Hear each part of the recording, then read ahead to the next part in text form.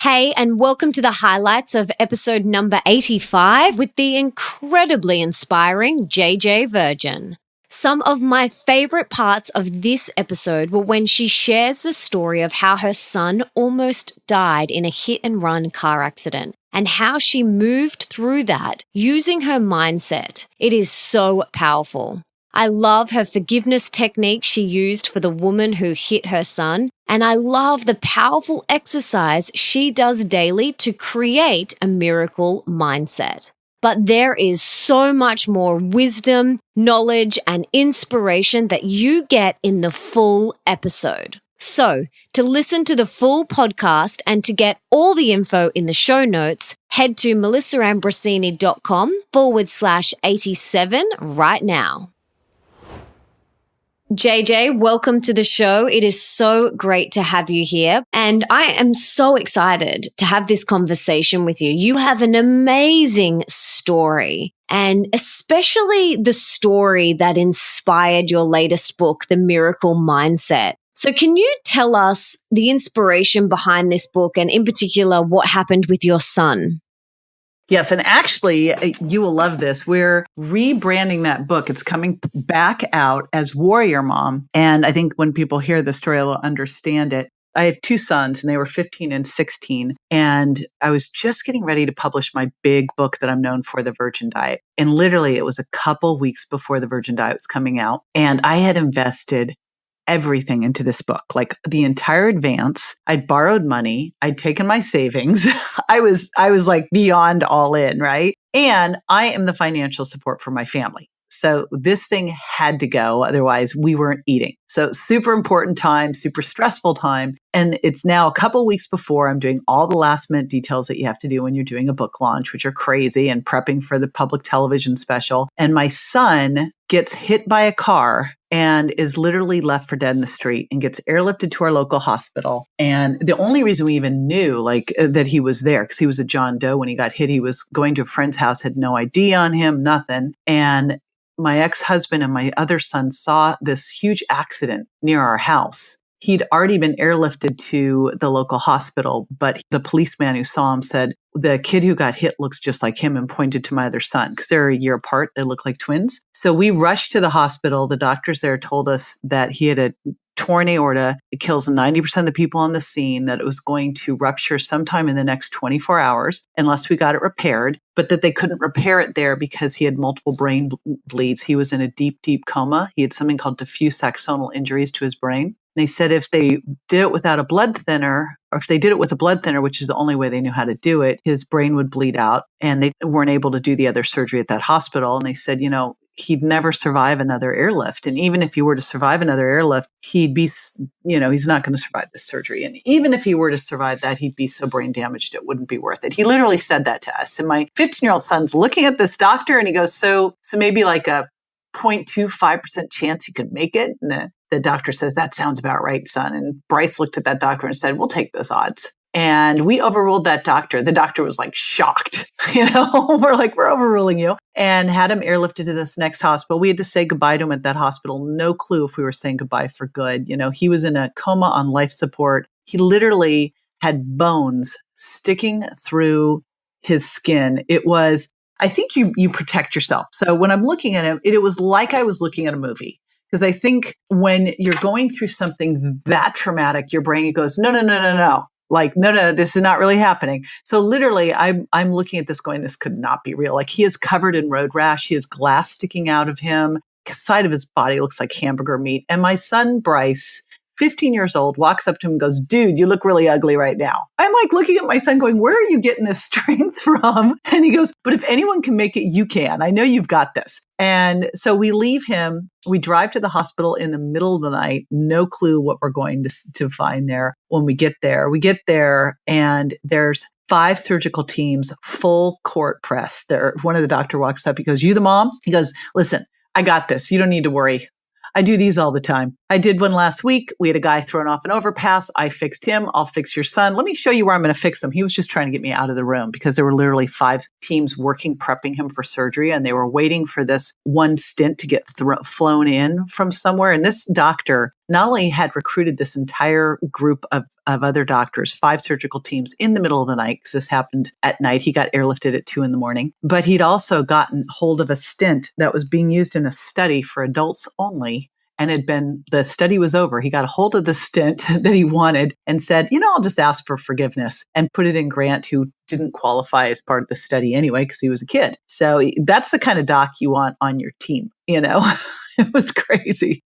So we went and waited in the waiting room, and he came in and said, all right, your son's fixed. His stent's great. He'll never have issues there. He goes, now I don't know if he'll ever wake up. It's not my job. I'm just the plumber. So that was the start, really, of what's been 5.5 years of helping my son get through a traumatic brain injury. We had no idea what it would be like when he woke up. The doctors just told us it would be ugly. I didn't realize it would be ugly for years, what it really means going through a traumatic brain injury. But, he also had 13 fractures. He had a crushed heel. They didn't think he'd walk again. We didn't know if he would be able to talk, hear, nothing. We had no idea what would happen as he started to wake up. I stood in the hospital that first night. I held his hand and I just said, Grant, I need you to fight. You are a warrior. Name means warrior. And we are going to take you to 110%. So I just need you to fight, and you to know that I'm going to bring everybody we need to get us there. We will do this. And that's been my guiding principle ever since, was just, what do I need to do to get him to be 110%? To get through that, obviously that is probably the hardest thing you've ever been through in your entire life. But how did you use your miracle mindset? And what is a miracle mindset? So first off, it wasn't my first rodeo, so that was a good thing. And that's the important thing that we've all got to realize, is that, when everything is going your way and life is easy, you don't get smarter and stronger and better. You get better when you're challenged. You get better when things are difficult. And the thing we know most about life is it's going to get difficult. And it all comes down to how you show up. I was fortunate when I was 30, I had this amazing mentor who was going to teach me how to become more successful in business, because, she was like, why are you in grad school? I was in my 3rd grad school, I think, at the time. And I told her I wanted to learn how to, I wanted to help more people. And then she wanted to know what I was going to do after grad school. And I said I was going to go and get my doctorate degree because I wanted to help more people. And she's like, those don't actually line up. School doesn't mean you'll actually be able to help more people. And I was like, huh? Because that's all I ever knew, was you just keep going for more education. So I moved into her house, and she actually became my Mr. Miyagi. And before she would teach me anything in business, for months, she just taught me mindset.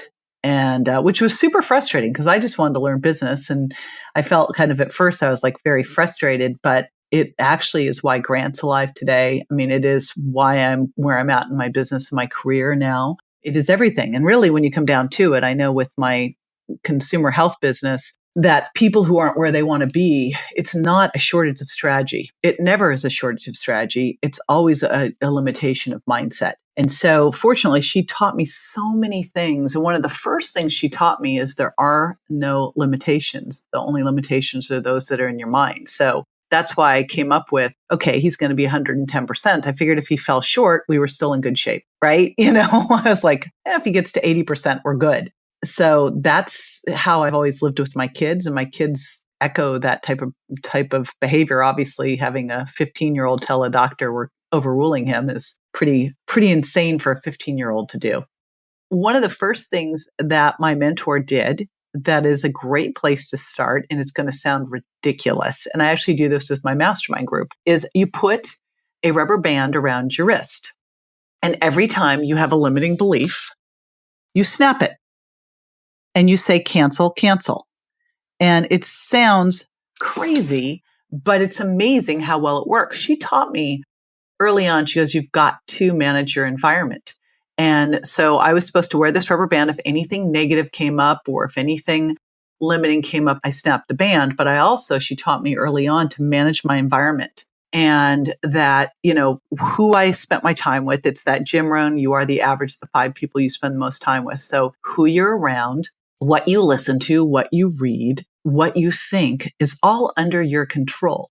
And similarly, the same with your mindset. So what I've been doing for years and years and years is pulling out a journal and writing down at least 3 things or people I'm grateful for. And oftentimes I'll just write a lot more than that. I will just free flow out everything I'm thinking about, et cetera. But, no matter what, 3 things you're grateful for. And then if during the day you get crabby, angry, irritated, which happens, right? We're not perfect. The best pattern interrupt that I found is appreciation. So, and it is as simple as sending someone a text and telling them what you appreciate about them. It is amazing what will happen when you do that. First of all, you feel great, they feel great, and generally they send you back some love too. And then at the end of the day, and this is what saved me with Grant when I was going through all this stuff, because I had no idea, I didn't know that he would ever come out of this. I didn't know if he'd ever leave the hospital. I didn't know if he was going to wake up. I had no idea. And it would be like Friday nights in this hospital and I'd be there and by myself. I mean, it was like very easy to fall into pity party land at that point. Right. And so what I did was I would always look for 3 things at the end of each day that I had that were like little miracles. That's why I call it JAM, gratitude, appreciation, miracles, but like the little wins of the day. Whether it's just, okay, today he squeezed my fingers, today he made eye contact, I'd always find 3 things that I could celebrate on that. And that just kept me hopeful and kept me able to move forward because, sometimes it was as little as like he sighed, he's still here, but I could always find something and we can always find something. Can you tell us the strategy that you share in the book? So first you've got to define the person that you need to forgive. And then you are going to decide where you're going to do this and who the judge and jury are going to be. You've got your judge and jury. For mine, I picked mythological creatures, and one of them was Aslan from the Chronicles of Narnia. So you pick whoever you want these people to be, because you're doing this in your mind, right? So you pick a judge or a judge and jury, and then you decide where you're going to have this judge and jury take place. Could be in a courthouse, could be outside. Like mine was. For some reason, I have no clue, Melissa, why I decided I was going to use Narnia sets, but that's what I did. And that's still what I do. It's just my go-to. Then you pick the issue and the person who's wronged you and what they've done to wrong you. And what you do is you charge them. You bring them before the jury and you charge them and you fully unload every single thing and what it did to you and what it meant to you and how it hurt you. And you just keep going and keep going and keep going until you've gotten it all out. All of it's out. You've left it all there. Then once you've done all that, then you flip over. And this is the key critical part.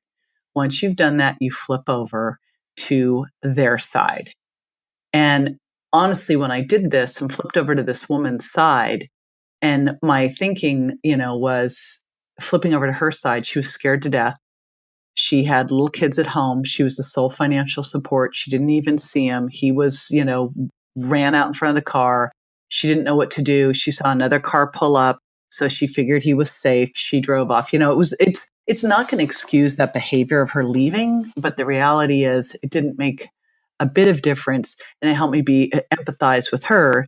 And then you go through and you forgive her or the person, or it could be you. And then you check in with your judges and jury to make sure that you really did it. And sometimes I've had some people do some things that it didn't get fixed first pass. It took me a couple times to fully forgive them because I was so irritated with it. And you could kind of tell there was still a charge.